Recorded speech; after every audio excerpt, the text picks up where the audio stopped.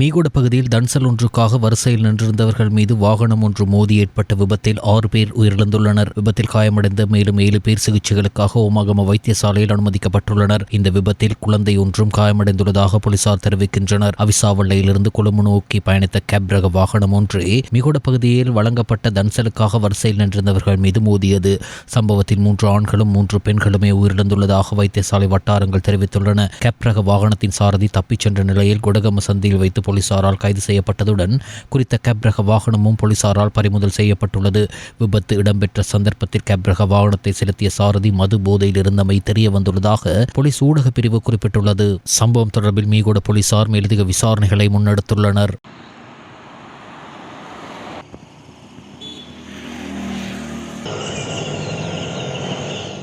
එම හයිලක්ස් කැප්රාතය ලොරියක් පිටුපසින් ඇවිල්ලා තියෙන්නේ. මේක දකුණට ඕවර්ටේක් කරන්න හදනකොට ඉදිරියෙන් එන වාහනයක් නිසා නැවතත් වම් පසින් ඕවර්ටේක් කරන්න යද්දී රොටි දන්සලක් පොලිමේ හිටපු පිරිසකගේ පළමුවෙන්ම අත්වලින් වද්දාගෙන ඉස්සරහට යනවා. මුල්ලින් වැදෙන අය තුවාල ලබනවා.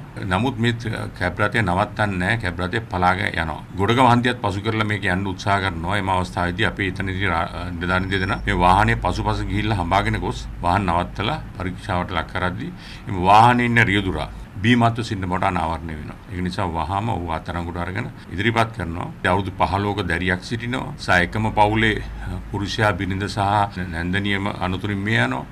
සහ එකම පවුලේ සහෝදර දෙන්නෙක් මිය යනවා. රියදුරාගෙන පරීක්ෂා කරද්දී ඔහුට විධිමත් ලයිසන් එකක් නැහැ. සහ ඒ වාහනේ තිබ්බ බලපත්‍ර එක්ස්පයර් වෙලා තිබ්බේ. අපිට දැන් තියෙන තොරතුරු අනුව ඒ වාහනේ අයිතිකාර පුද්ගලයා ඉඳලා දෙන පසුව ඔහු එතනින් ඉවත් වෙලා තියෙනවා. උඩ විරුද්ධව නඩුපවරණ කටයුතු කරනවා. ඔහු දැනම තමයි චේතනානුව තමයි මේ අරණ සාද සිද්ධ කරලා තියෙන්නේ. අපරාධ නීතිය යටතේ ගේන්න පුළුවන් උපරිම චෝදනාවක් මිනිමැරීම වගේ චෝදනාවනුත් ඉදිරිපත් කිරීමට කටයුතු කරනවා. நேற்று நள்ளிரவு முதல் சிபெட்கோ எரிபொருள் விலைகள் அதிகரிக்கப்பட்டுள்ளன. டீசல் ரூபாய் 15 அதிகரித்து 407 ரூபாவாகவும், சூப்பர் டீசல் 20 ரூபாய் அதிகரித்து 478 ரூபாவாகவும், பெட்ரோல் ஆக்டேன் 92 24 ரூபாய் அதிகரித்து 434 ரூபாவாகவும், ஆக்டேன் 95 25 ரூபாய் அதிகரித்து 495 ரூபாவாகவும், மண்ணெண்ணெய் 20 ரூபாய் அதிகரித்து 285 ரூபாவாகவும் அதிகரிக்கப்பட்டுள்ளது. இதற்கமைய லங்கா ஐஓசி மற்றும் சினோபேக் ஆகிய நிறுவனங்களும் நேற்று நள்ளிரவு முதல் அமுலுக்கு வரும் வகையில் தங்களது எரிபொருள் விலைகளை உயர்த்தியுள்ளன. இருப்பினும் சினோபேக் நிறுவனம் சூப்பர் டீசல் விலையில் மாத்திரம் எந்த ஒரு திருத்தத்தையும் மேற்கொள்ளவில்லை என்பதுடன் அவர்கள் தற்போது 1 லிட்டர் சூப்பர் டீசலை 600 ரூபாய் என்ற விலையிலேயே விற்பனை செய்து வருகின்றனர். நேற்று நள்ளிரவு முதல் அனைத்து வகையான எரிபொருட்களினதும் விலைகளை அதிகரிக்க பெட்ரோலிய கூட்டுத்தாபனம் தீர்மானித்தது. හොඳ නෑ. විශේෂයක් නෑ. ඉතින් වැඩි උනායි කියලා අපිට කරන්න දෙයක්වත් නෑ. මොනවා කියන්නේ ඉතින් රට යන විදියට අපිත් ඉතින් යනවා. මිනිස්සු ජීවත් වෙන්න අමාරුයි. කොහොමද ජීවත් වෙන්නේ මිනිස්සු? පඩියක් වැඩි වෙන්නේ නෑ. කියන්නේ භාණ්ඩාගාරේ පුරවලා කියලා කියන්නේ. භාණ්ඩාගාරේ පුරවලා මිනිස්සුන්ට දෙන්න එපා. මෙහෙම වුණා මිනිස්සු ජීවත් වෙන්නේ කොහොමද? මිනිස්සු මැරෙනවා විභාගයට. දුප්පත් මිනිස්සු ජීවත් වෙන්නේ කොහොමද? සල්ලිකාරයෝ නම් ජීවත් වෙයි. ඉතින් කරන්න දෙයක් නෑ. ඉතින් මොනවා කියලා කරන්න. අපිට ඉතින් පුළුවන් විදිහට ගහ ගන්න. මට නම් කියාට තියෙන ඉතින් කාට බැන්න තොඩක් නෑ. ඉතින් දැන් වෙන දේ වෙනවනේ. එන විදියට මුණ දීගෙන කොහොම හරි පණ කෙන්දකට ගහ ගන්න try කරනවා. ඔව් ගොවිතැන් කරන ඒවා මේ ඔක්කොම ඉතින් බලපුවාම කර කියා ගන්න දෙයක් නැත්තත් එක ඉන්නේ. ලෝක අර්බුදයත් එක්කදී අපිට සම්බන්ධයෙන් මොකද කියන්න අමාරු ඉතින්. මම දන්නේ නැහැ ආණ්ඩුව මොනවා වෙන්නේ යනවද කියලා මාසෙන් මාසෙට තෙල් වල අපිට මීටරේවත් හදාගන්න විදියක් නැහැ. අපි ඉතින් තේරුම් ගන්න ඉන්න ඕනේ. අපේ රටේ විතරක් නෙමෙයි හැම රටකම මේ ওই ප්‍රශ්නේ තමයි තියෙන්නේ. අපි ටිකට් ගත්තේ සූරසාරදියල් බලන්න. තිරගත වෙන්නේ වැඩබරිට ආසන්න. ඒකට කමක් නැහැ. පෙට්‍රෝල් තියෙනවනේ. ඊ ආණ්ඩුවේ පෙට්‍රෝල් තිබුණ නැහනේ. පොලිමේ හිටියා දවස් ගණන්. ළඟට යනකොට පොම්පේ ළඟට ගන්න පෙට්‍රෝල් නැහැ කියනවා. මේ කමක් නැහැ. පොඩ්ඩක් වැඩි වුණාට පොඩ්ඩක් කාලයක්. எரிபொருள் விலை அதிகரிப்பிற்கு இணையாக இடைக்கால பஸ் கட்டண திருத்தம் ஒன்றை மேற்கொள்ளுமாறு இலங்கை தனியார் பஸ் உரிமையாளர் சங்கம் தேசிய போக்குவரத்து ஆணைக்குழுவிடம் கோரியுள்ளது. நேற்று நடைபெற்ற ஊடகவியலாளர் சந்திப்பில் பேசிய சங்கத்தின் தலைவர் கெமுனு விஜயரத்ன ஜூலை மாத வருடாந்த கட்டண திருத்தத்திற்கு முன்னதாக ஜூன் 2ஆம் தேதி முதல் 5% கட்டண அதிகரிப்பை எதிர்பார்ப்பதாக குறிப்பிட்டார். இதன் கீழ் குறைந்தபட்ச பஸ் கட்டணத்தை 32 தொடக்கம் 33 ரூபாய் வரை அதிகரிக்க வேண்டும் என அவர் வலியுறுத்தினார். எனினும் தற்போதைய சூழலில் பஸ் கட்டணங்கள் அதிகரிக்கப்பட மாட்டாது என தேசிய போக்குவரத்து ஆணைக்குழு அறிவித்துள்ளமை குறிப்பிடத்தக்கது. ஹுங்கம களமெட்டிய கடலில் நேற்று முன்தினம் மாலை நீராடச் சென்றபோது அலையில் அடித்துச் செல்லப்பட்டு காணாமல் போன பாடசாலை மாணவர்கள் 3 சடலங்களும் நேற்று காலை மீட்கப்பட்டுள்ளன. இந்த துரதிர்ஷ்டவசமான சம்பவத்தில் 12, 17 மற்றும் 18 வயதுடைய 3 பாடசாலை மாணவர்களின் சடலங்களே இவ்வாறு மீட்கப்பட்டுள்ளன. பாதிப்புக்குள்ளான அனைவரும் ஹுங்கம பிரதேசத்தைச் சேர்ந்தவர்கள் என போலீசார் தெரிவித்துள்ளனர்.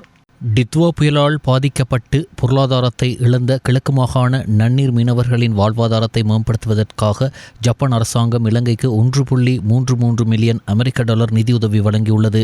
இது தொடர்பான ஒப்பந்தம் நேற்று முன்தினம் கொழும்பில் உள்ள ஜப்பானிய தூதரகத்தில் கடற்சொழில், நீரியல் மற்றும் கடல் வளங்கள் அமைச்சர் ராமலிங்கம் சந்திரசேகர் தலைமையில் கையெழுத்தானது.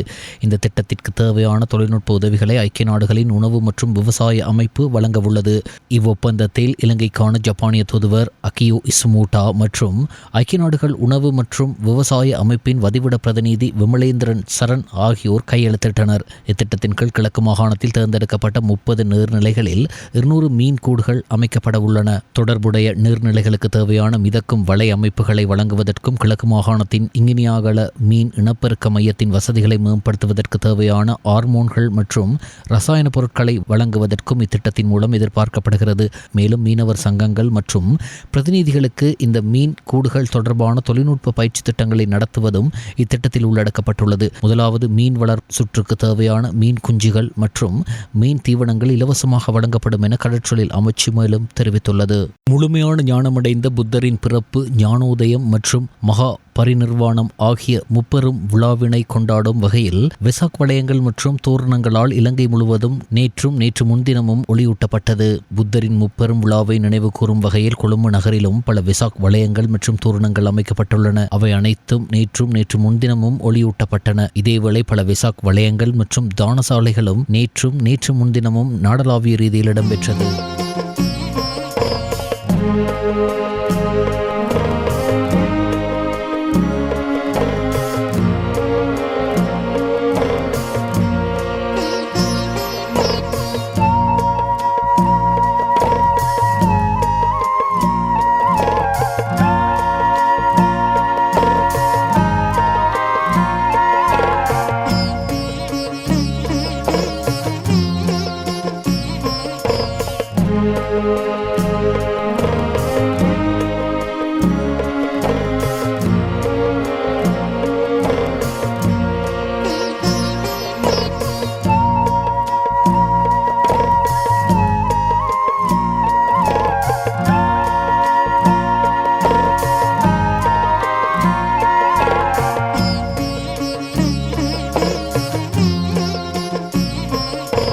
ஞானமடைந்த புத்தரின் பிறப்பு, ஞானோதயம் மற்றும் மகா பரிநிர்வாணம் ஆகிய முப்பெரும் விழாவினை கொண்டாடும் வகையில் வெசாக் வளையங்கள் மற்றும் தோரணங்களால் இலங்கை முழுவதும் நேற்று முன்தினமும் ஒளியூட்டப்பட்டது. புத்தரின் முப்பெரும் விழாவை நினைவு கூறும் வகையில் கொழும்பு நகரிலும் பல வெசாக் வளையங்கள் மற்றும் தோரணங்கள் அமைக்கப்பட்டுள்ளன. அவை அனைத்தும் நேற்று முன்தினமும் ஒளியூட்டப்பட்டன. இதேவேளை பல வெசாக் வளையங்கள் மற்றும் தானசாலைகளும் நேற்று முன்தினமும் நாடளாவிய ரீதியில் இடம்பெற்றது.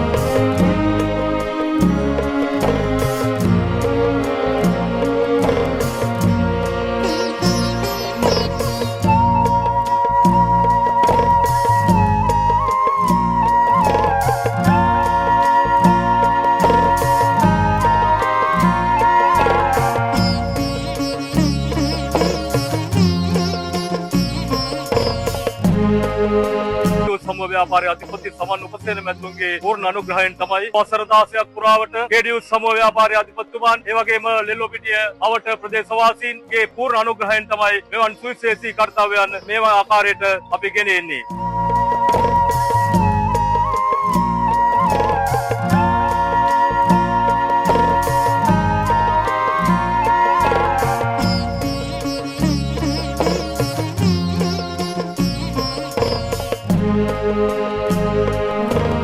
ஞானமடைந்த புத்தரின் பிறப்பு, ஞானோதயம் மற்றும் மகா பரிநிர்வாணம் ஆகிய முப்பெரும் விழாவினை கொண்டாடும் வகையில் வெசாக் வளையங்கள் மற்றும் தோரணங்களால் இலங்கை முழுவதும் நேற்று முன்தினமும் ஒளியூட்டப்பட்டது. புத்தரின் முப்பெரும் விழாவை நினைவு கூறும் வகையில் கொழும்பு நகரிலும் பல வெசாக் வளையங்கள் மற்றும் தோரணங்கள் அமைக்கப்பட்டுள்ளன. அவை அனைத்தும் நேற்று முன்தினமும் ஒளியூட்டப்பட்டன. இதேவேளை பல வெசாக் வளையங்கள் மற்றும் தானசாலைகளும் நேற்று முன்தினமும் நாடளாவிய ரீதியில் இடம்பெற்றது.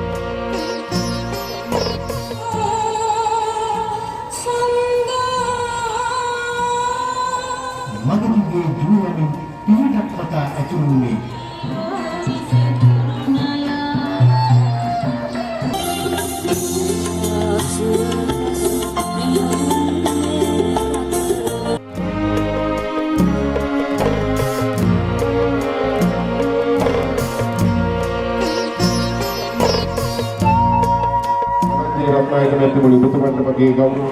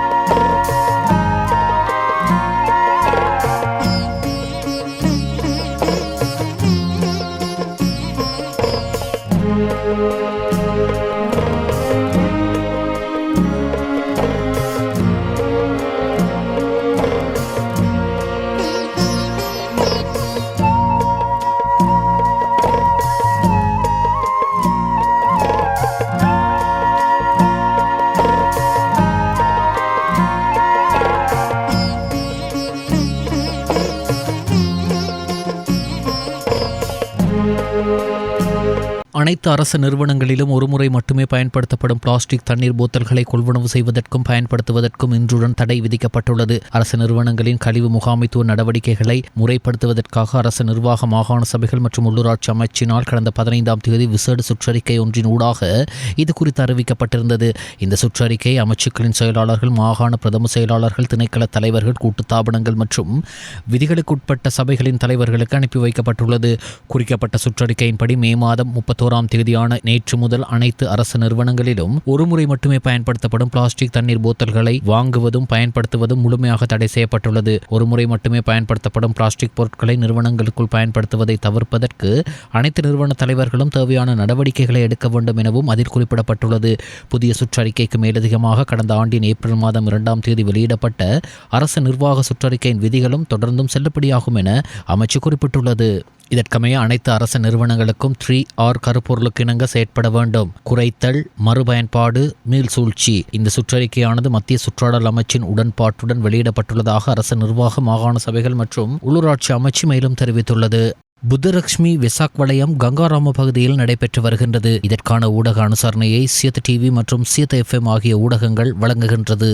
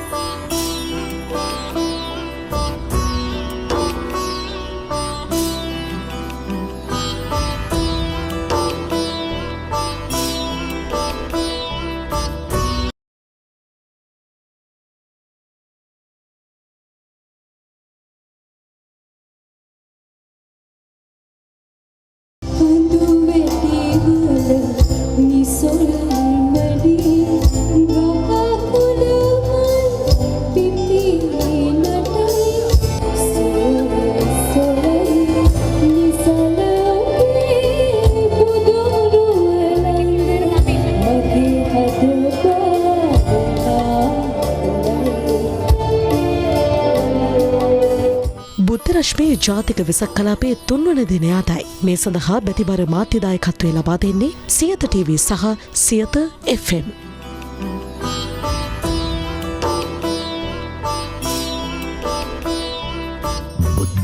රශ්මී ජාතික වෙසක් කලාපය